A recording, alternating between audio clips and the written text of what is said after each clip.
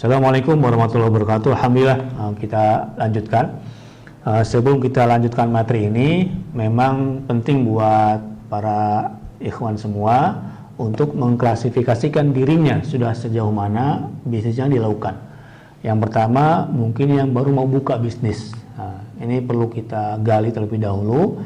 Yang kedua, yang sudah ada bisnisnya, sudah ada jualannya, sudah ada proyeknya, cuman kok belum bisa berkembang. Ini kelas kedua. Yang ketiga, sudah berjalan lebih dari 2-3 tahun bisnisnya, ingin mengembangkan lebih jauh lagi. Ini nanti perlu diabsen, kemudian diklasifikasikan karena akan beda penerapannya, akan beda pendekatannya buat 3 klasifikasi seperti ini. Cuman saya tidak banyak bicara, saya akan sharing dengan pengalaman saya pribadi ketika membuka bisnis, kemudian membangun tim, kemudian mengembangkan jaringan, akan sedikit sharing. Oke, sebelumnya tadi kami memang menggunakan alat ukur, ya. Apa itu alat ukurnya? Stephen, ditemukan oleh Pak Farid Poniman di Jawa, luar biasa. Bagaimana yang pertama, kemampuan otak kita, ya, berbeda antara satu orang dengan orang yang lain. Yang pertama, ya, ketika otak itu dibelah, maka muncullah otak kiri, otak kanan. Ada belahan otak. Ini beda nih. Nanti mana Ustadz Dian dominan otak kiri atau otak kanan. Nah, ini beda. Kemudian yang otak kiri, hobinya di mana? Karakteristiknya seperti apa? Akan beda dengan yang di otak kanan, cenderung dominan kanan. Contoh, ternyata anak ataupun kita yang jago di matematika cenderung, ya, kurang suka, kurang hobi di seni, olahraga. Sebaliknya, murid, santri yang dia jago silat, jago olahraga, kadang-kadang atau cenderung lebih kurang di matematika, hitungan dan sebagainya. Demikian pula dalam bisnis, ya. Maka penempatan bisnis sesuai dengan mesin kecerdasannya, menurut hemat kami, itu yang lebih awal perlu dipelajari. Setelah ada bagian otak kiri, otak kanan, dipotong lagi, pun terbagi otak kiri bawah, otak kiri atas, otak kanan bawah, otak kanan atas, dan otak tengah. Nah, ya, jadi ada 5 bagian besar posisi otak dominan kita: otak kiri bawah, otak kiri atas, otak kanan atas, otak kanan bawah, atau otak tengah. Nah, 5 bagian besar ini disingkatlah menjadi Stephen. Sensing, thinking, instinct, intuiting, dan feeling, ya. Dan sesuai dengan 5 jari yang saya tampakkan seperti ini. Ini sensing, ini thinking, ini insting, otak tengah, intuiting, otak kanan atas, feeling, otak kanan bawah, ya. Nah, ini kalau kita lihat, mohon maaf seperti ini. Nah, berbeda nanti, ya. Ustadz Dian apakah dominan otak kiri bawah atau otak kanan bawah? Ustadz yang lainnya dominan otak kiri, dominan otak kanan, atau otak mana? Kadang bersorok atau nggak ada otaknya. Ini bercandaan juga sebetulnya. Karena apa? Kadang-kadang dia nggak paham dengan bisnis yang akan dia buka. Nah, alhamdulillah saya cek secara pribadi, kemudian pasangan pun berpengaruh, ya. Walaupun ustadz nih, tapi pas pulang ke rumah ternyata istri dominan, nggak jalan. Kalau suami istri sudah tidak selaras apa yang ingin tujuan bersama, pengalaman kami susah majunya. Demikian pula kita semua, ketika suaminya bisnisnya mau A, istrinya tidak mendukung, jangan harap dah, ya. Suaminya mendukung istrinya, tapi nggak pas dengan karakteristiknya, ini pun kurang maju, kurang bisa menjadi bintang. Kemudian bukan hanya suami istri, anaknya, ya. Dan mulai nanti ketemu partner bisnis, ketemu anak buahnya. Ini yang perlu diwaspadai sejak awal. Karena berapa banyak ongkos yang perlu kita keluarkan ketika berbisnis, ketika berusaha, konflik dengan kawan. Masya Allah, ya, ini bahaya, ya. Berapa banyak di antara kita bisnis travel umroh kemudian pecah, saling tuntut, saling denda, saling, nah, ini buat kami stupid cost of conflict. Nah, bagaimana biaya konflik diminimalisasi dengan alat ukur. Tanpa alat ukur susah, ya. Kemudian yang pertama memang membuat jalur sukses lebih cepat. Kalau dengan waktu 3 tahun sudah bisa sukses mandiri jadi miliarder yang soleh atau soleha, mengapa harus menunggu 10 tahun, 20 tahun? Nah, berapa banyak di antara kita semua usianya 40, 45, tetapi hutang riba belum lunas, tetapi kehidupan masih terseok-seok, masih kesulitan untuk mencukupi kebutuhan diri dan keluarganya. Ada ongkos yang panjang.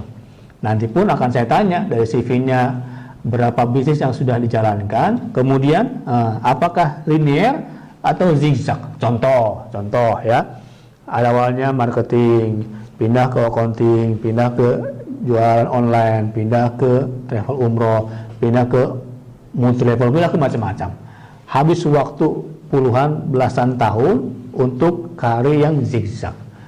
Kenapa tidak pilih satu fokus hebat sehingga 2-3 tahun sukses, bebas finansial, freedom, kemudian lunas hutangnya, lunas kebutuhan yang lainnya, dia bisa fokus untuk pembinaan kepada umat. Dengan Stevie ini, alhamdulillah yang kami rasakan lebih tercapai, jalur sukses lebih cepat. Yang kedua, menghilangkan stupid cost atau mengurangi ongkos konflik. Yang ketiga, ini penting juga, Pak Stephen yang kami rasakan adalah membuat tim lebih solid, lebih kompak, membuat staff, membuat anak buah dia nyaman dengan posisinya, ya. Contoh, untuk mendapatkan satu staff, satu karyawan tak mudah. Kita perlu bongkar pasang.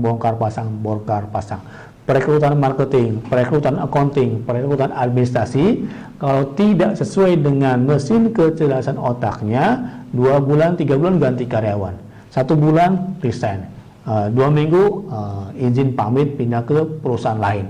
Bukankah ini ongkos?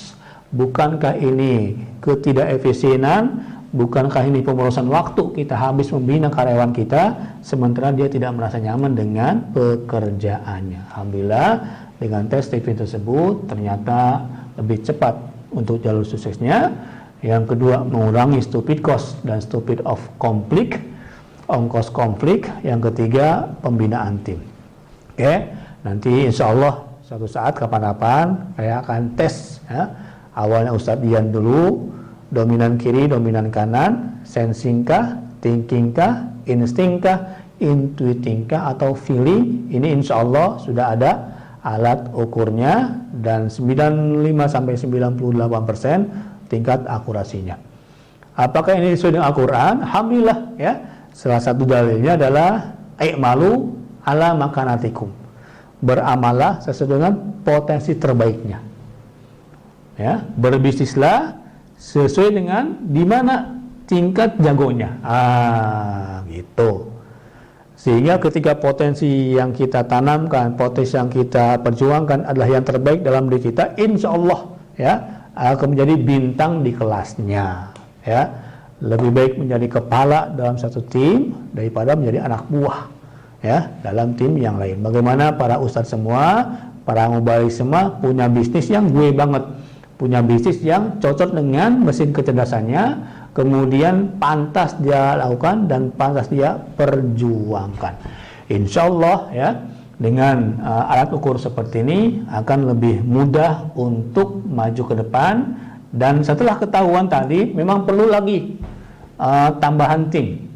Yang pertama adalah siapa mentornya, kedua coachnya siapa. Beda antara mentor dengan pelatih. Contoh, sehebat-hebatnya Mike Tyson, dia punya pelatih.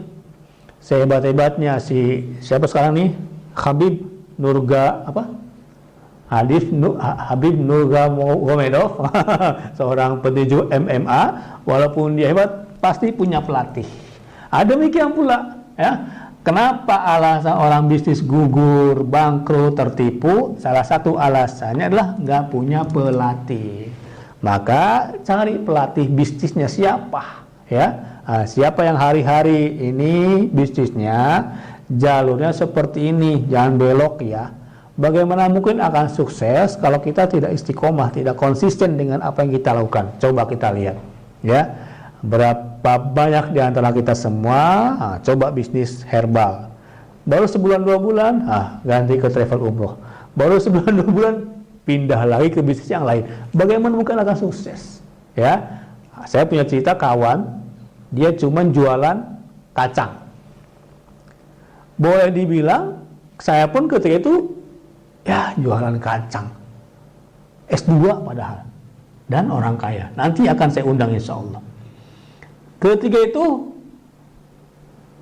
lama tak jumpa. Tapi dia istiqomah. Hanya jual kacang, dia bawa tas, kemudian ke teman-teman sekelas. S2 loh, jualan kacang. Lama-kelamaan dia mulai. Dia bikin sistem obat nyamuk, dia jual di kelas terlebih dahulu, di keluarganya, di RT-nya, di RW-nya, terus semakin luas, semakin luas, semakin luas. Tahun pertama berapa omset? Hanya di bawah 10 juta. Lama saya tak jumpa, saya kuliah sekolah di Pakistan 5 tahun, kemudian jumpa gimana? Luar biasa, ya, sudah ratusan juta. Lama tak jumpa lagi. Sekarang, apakah masih bisnis kacang? Masih. Berapa? Sudah 1,2. Saya tanya, 1,2 apa? M. 1,2 miliar. Jualan kacang. Kenapa? Gue banget, istiqomah, konsisten, komitmen dengan bisnis yang dia lakukan. Walaupun cuma jualan kacang, tapi kalau omsetnya luar biasa, hasilnya miliaran juga. Nah, ini maksud kami, bagaimana kita semua memiliki bisnis yang kita kuasai, kemudian terus kita majukan, kita kembangkan, bahkan bermanfaat buat banyak umat. Kita bisa bantu fakir miskin duafa, kita bisa bela orang-orang yang sedang tercengkram daripada cengkraman ribawi. Nah, para ustadz semua punya potensi yang besar menuju tempat yang seperti itu. Yang kedua, ya, walaupun cuma jualan kapstok buat gantungan baju, tapi kalau istiqomah luar biasa dia kuasai, hasilnya juga miliaran. Mudah-mudahan 2 kisah nyata kawan saya ini, yang nanti kapan-kapan insya Allah akan saya undang, bisa menginspirasi buat rekan-rekan semua. Oke, subhanallah, hasbunallah wa ni'mal wakil, ni'mal maula wa ni'mal nasir. Hanyalah Allah subhanahu wa ta'ala yang akan menolong kita, dan tiada pertolongan melainkan daripada Allah subhanahu wa ta'ala. Nanti Ustaz Dian, kita pilih bisnisnya, kemudian siapa mentornya. Karena hutan belantara. Ketika Ustaz ini buka suatu bisnis, maka untung rugi itu sesuatu yang tidak jelas. Ya, wa ma ta'di nafsu madza taksibu goda. Tiada seorang pun di antara kita yang bisa menetapkan apa yang akan terjadi besok. Sudah jelas untung, sudah MOU sudah tanda tangan, besoknya rugi kita nggak tahu. Maka alhamdulillah dengan bantuan mentor, dengan bantuan pelatih, maka bisnis ini akan lebih mudah diatasi daripada kita berjuang sendirian. Yang kedua, memang selain pelatih ada coach. Ya, coach dia bisa melihat daripada paradigma yang lebih luas lagi. Saya pun demikian. Saya punya coach, ada pelatih juga yang mengetahui ini akan kemana nih Ustaz Abdul Haq, sejauh mana bisnisnya, sampai mana, apa hambatan yang dihadapinya, kita nggak tahu kadang-kadang. Tetapi orangnya sudah melakukan. Contoh, pernah rugi mulai dari jutaan, puluhan juta, ya. Beda nih pendekatannya, ya. Ketika kita punya pelatih, sempat ditipu misalkan seharga sebuah mobil, kendaraan ratusan juta, kita merasa menderita, stres. Jumpa pelatih, ya, jumpa senior yang lebih sukses dibanding kita, lebih soleh, lebih kaya, dia tersenyum, tenang itu nggak seberapa, saya miliaran. Maksudnya di situ. Ketika kita menghadapi mentok dalam suatu aktivitas bisnis kita, kalau sendirian memang stres, ya. Tetapi ketika ada pelatih, ketika ada senior, ketika ada coach, kita dapat solusi untuk memajukan bisnis kita. Kemudian kuasai ilmu masing-masing ya. Ketika ini bisnisnya travel, siapa jagoan di situ, belajar dari yang terbaik. Ketika bisnisnya jualan madu, sampai mana bisnisnya, kemudian siapa pelatihnya, bagaimana hambatan dan tantangannya, kejar sampai di sana.